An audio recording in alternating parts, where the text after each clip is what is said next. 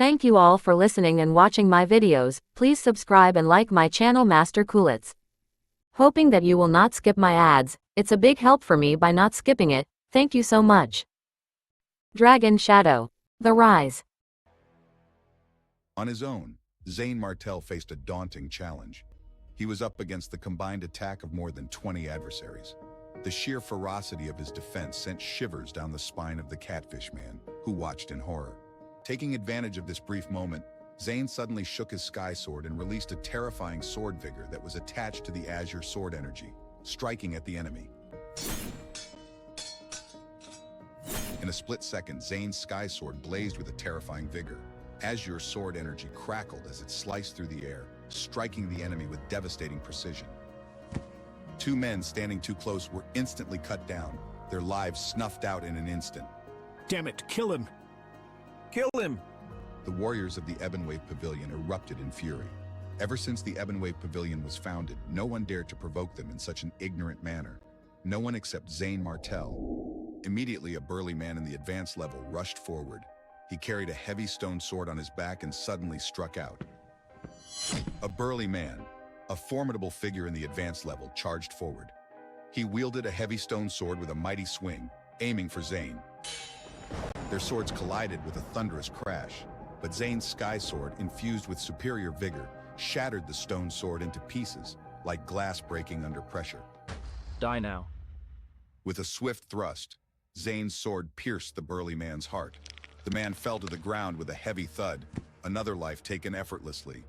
Moreover, the burly man's realm was one level higher than Zane's, yet Zane killed him so effortlessly.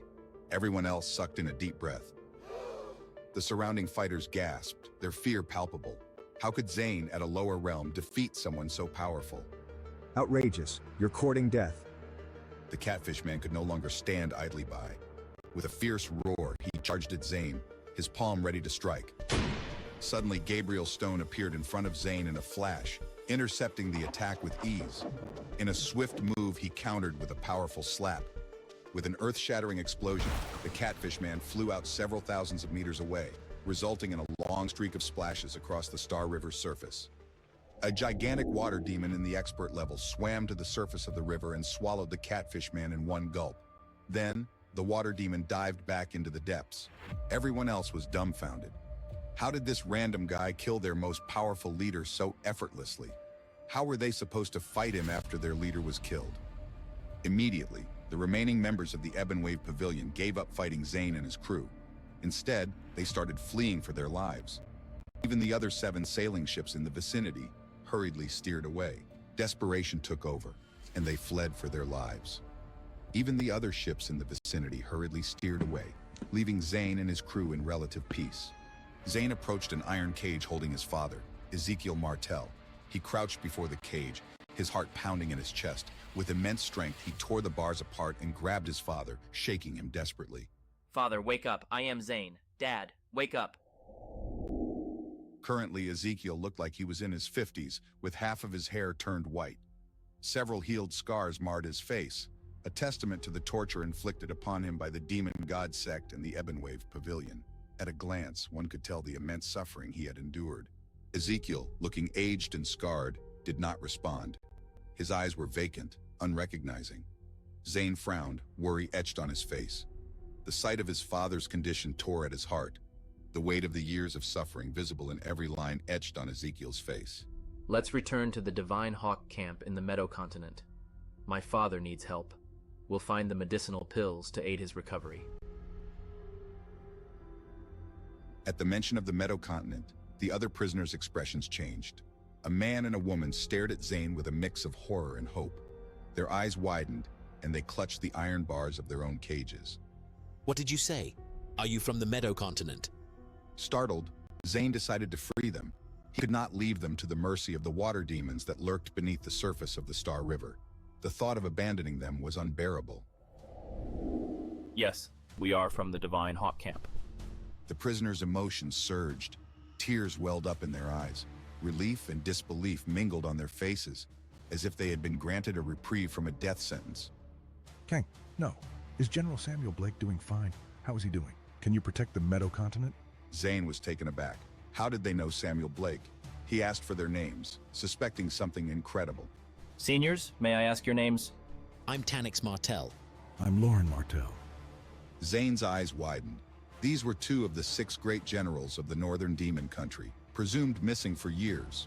He could hardly believe his ears. The former king had appointed 6 great generals: Gavin Owens, Liam Brooke, Samuel Blake, Tanix Martell, Lauren Martell, and Man Ben. Before the incidents in the Northern Demon Country, the fate of Tanix Martell and Lauren Martell had remained a mystery. I am Zane Martell from the Divine Hawk Camp. It's an honor to meet you.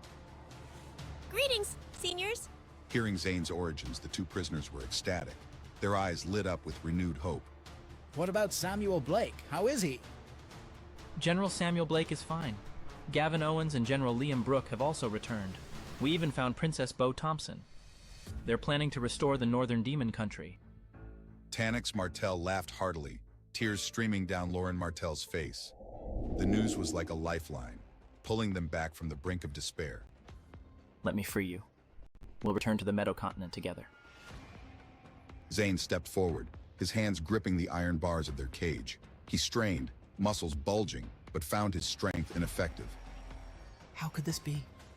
Our cages are made from unique materials. Even we can't break them, despite being in the expert level. Zane's brows furrowed in frustration. How would he free these vital allies? And what dangers still lurked ahead? The weight of the task ahead pressed on him, but his resolve hardened. He would find a way.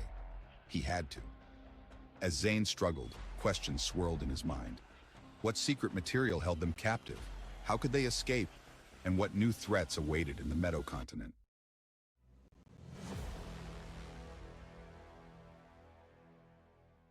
The scene unfolded with an almost palpable tension. Zane Martell stood before a formidable barrier, his shock evident. He had never encountered anything like this before, not in all his years of training and battles.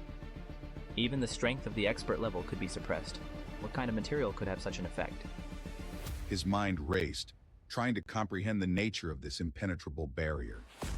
Memories of past battles flashed through his mind, but nothing compared to the sheer powerlessness he felt now. If the strength of the expert level doesn't work, what about the semi-martial king level? He recalled stories of legendary warriors who could break through any obstacle with sheer force of will and strength. Could Gabriel Stone be one of them? Zane turned with a determined expression, hope flickering in his eyes as he cupped his hands toward Gabriel. Senior, may I trouble you to rescue them? Gabriel, a towering figure of muscle and power, nodded confidently. His presence alone seemed to fill the air with a tangible weight. It shouldn't be a problem. Let me give it a try. Gabriel, a burly figure exuding a suffocating sense of oppression, stepped forward. Tanix Martell and Logan Stone exchanged doubtful glances, their faith wavering. It's useless. Even Old Wolf's 7th level expert level strength didn't work. They had seen many attempts to break the barrier, all ending in failure. The memories of those futile efforts haunted them. Their skepticism turned to astonishment as Gabriel's blazing flames twisted the void and melted the indestructible cage. With a mighty pull, he broke the chains. The sheer force of his actions sent shockwaves through the ground. May I ask if you are a Martial King level martial artist? The flames had not only melted the cage, but also shattered their doubts. The display of raw power left them speechless. Yes, I used to be in the Martial King level, but due to some incidents, my skills deteriorated. The 2 senior generals were stunned, quickly kneeling to express their gratitude. They had never encountered someone who could manipulate flames with such precision and strength. Don't worry about it. There's no need to thank me. You should thank Zane Martell instead. Don't thank me either.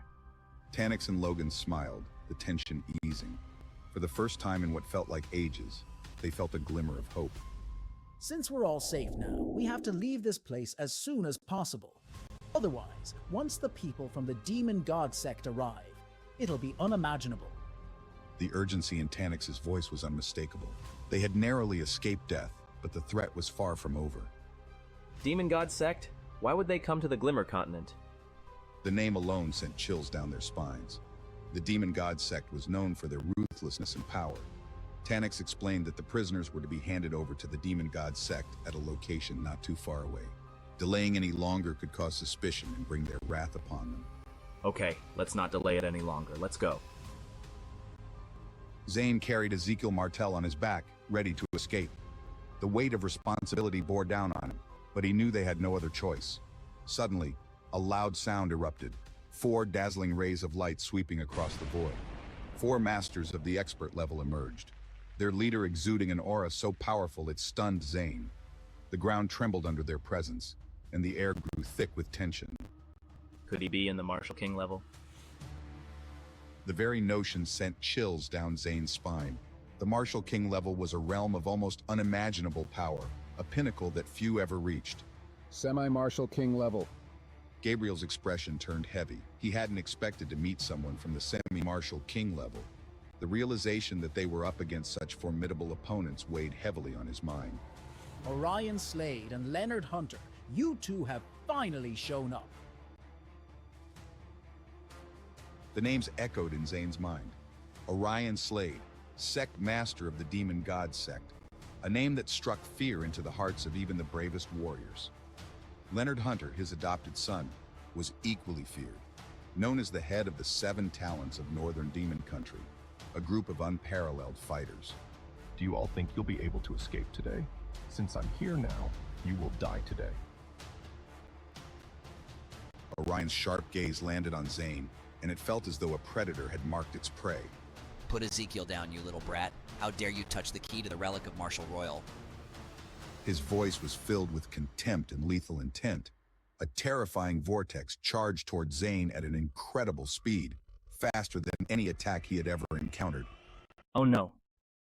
Frozen in place by the sword energy, Zane broke out in a cold sweat. The fear was paralyzing as he realized the immense power that was bearing down on him.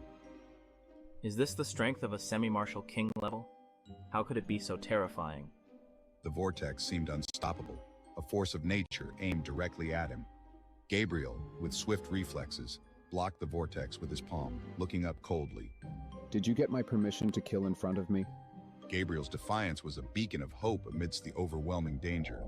Orion looked displeased, his arrogance challenged. Semi-Martial King level? How could there be someone of the Semi-Martial King level that I don't know of in the Northern Demon Country? Who are you? You're not from the Northern Demon Country, are you? Tell me now. It's none of your business.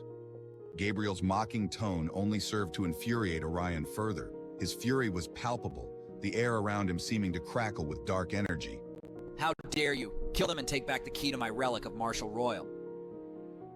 The 4 figures swooped down, rushing toward the group with deadly intent.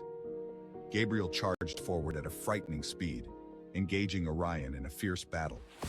The clash of their powers shattered the surrounding atmosphere, creating a vacuum within a 500-meter radius. The sheer force of their clash was enough to alter the landscape, the ground beneath them cracking and breaking apart. Tannix and Logan fought the 2 old men brought by Orion, their combat fierce and unrelenting. Leonard, wielding a silver-thin sword, rushed toward Zane with unstoppable momentum. So you're Zane Martel? The one that broke my record in the Kangmu arena, killed Kian and Faroa, and kidnapped Victor Chen? A genius? I don't think so. You're nothing compared to me. I'm going to kill you now. A ray of sword glow tore through the void, as sharp as the Milky Way falling from the 9th heaven. The sheer intensity of the attack made the air around it vibrate. Zane and Alora's eyes widened in shock, their hearts tightening as the attack closed in. The brilliance of the sword glow was blinding, a harbinger of death that left no room for escape. As the deadly sword glow descended upon Zane, the air crackled with tension. Would this be the end for him? The future hung in the balance. It beckoned a lifetime of anticipation and fear.